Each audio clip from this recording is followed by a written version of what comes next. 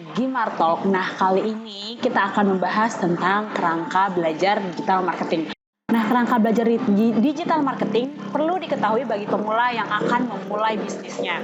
Biasanya mereka akan banyak bertanya dalam pikirannya, apa saja sih yang dipelajari dalam digital marketing? Banyak banget ya aktivitinya. Nah, kurang lebih seperti itu pertanyaan yang ada dalam pikiran seseorang yang baru akan terjun ke digital marketing. Untuk kita pemula, kita perlu mengenal kerangka ideal digital marketing atau framework. Pertama kali kita harus mengetahui part-part dari digital marketing secara garis besar terlebih dahulu. Langkah pertama adalah melakukan diagnosa, yaitu mengetahui apa saja aktiviti digital perusahaan. Lalu preparation. Preparation artinya mengetahui apa yang sasaran atau objektif dari perusahaan tersebut. Dan yang terakhir adalah mengetahui siapa saja tim building kita dan tools apa saja yang kita akan gunakan. Framework yang digunakan diambil dari contoh framework elite yang terdiri dari 3 fase, yaitu fase build, fase automate, fase scale, dan sebagai tambahannya adalah fase advance. Kebanyakan orang langsung lompat ke fase scale atau traffic, misalnya dengan pasang iklan di Facebook, Instagram, dan lain-lain, sehingga ini berarti mereka melompati 2 fase, yaitu fase build dan fase automate.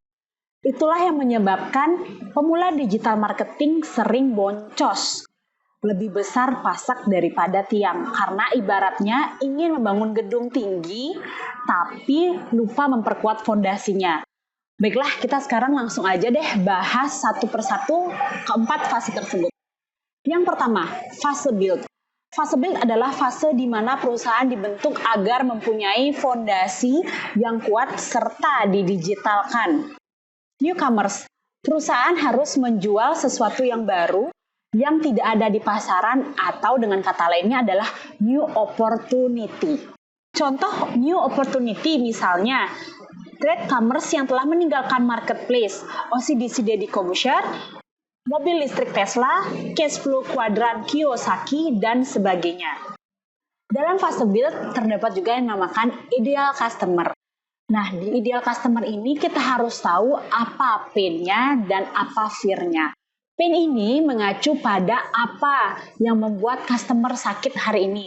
Dan kalau fear ini mengacu pada ketika sakit ini diteruskan, maka kedepannya akan bagaimana? Ini harus dicari secara detail. Selanjutnya ada yang dinamakan false belief. False belief ini adalah sesuatu yang membuat orang tidak membeli produk kita. Kemudian ada juga yang dinamakan the messenger.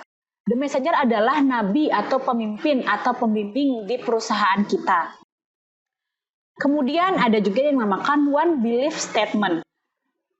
One belief statement adalah statement apa yang diinginkan dan didesainkan oleh messenger agar mencapai tujuan dan goalnya. Jadi kita harus mengetahui one belief perusahaan kita terlebih dahulu sebelum mengiklankan. Selanjutnya ada yang dinamakan hook story over. Hook story over adalah caranya kita jualan sehingga customer percaya kepada kita. Dan yang terakhir dalam fase build adalah value ladder. Value ladder adalah menciptakan upsell selanjutnya agar profit kita menjadi lebih besar mengingat biaya iklan dan pajak yang semakin meningkat. Yang kedua, fase automate. Fase ini membuat jualan kita bisa dibuat secara otomatis sehingga kita tidak jualan satu persatu seperti dahulu. Dalam fase automate ada yang dinamakan funnel. Funnel disusun berdasar kriteria top funnel, middle funnel, dan bottom funnel. Pertama, top funnel. Top funnel biasanya digunakan untuk orang yang tidak kenal kita atau cold. Kita harus menggunakan konten strategi tertentu supaya mereka aware terhadap produk kita.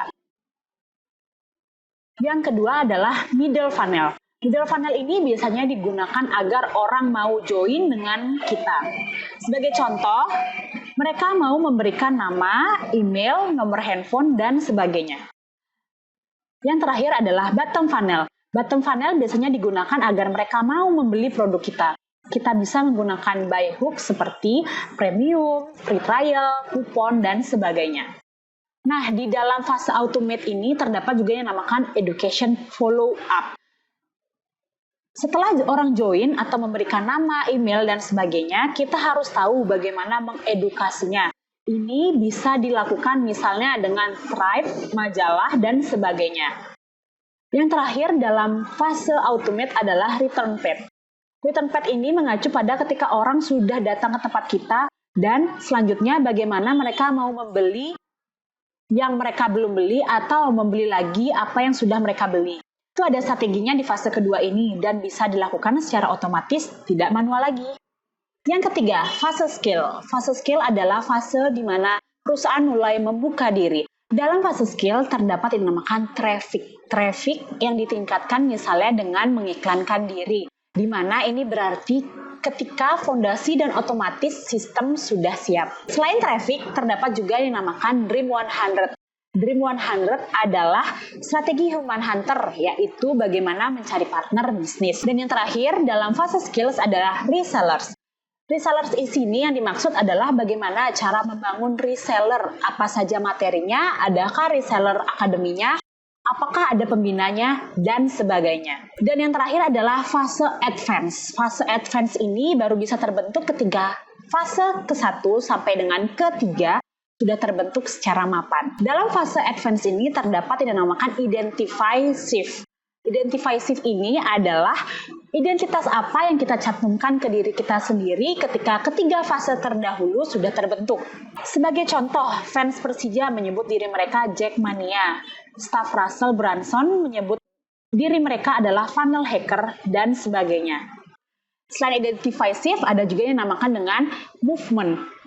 Movement ini adalah ketika kita sudah mencapai tahap identify shift, lalu gerakan apa yang kita buat.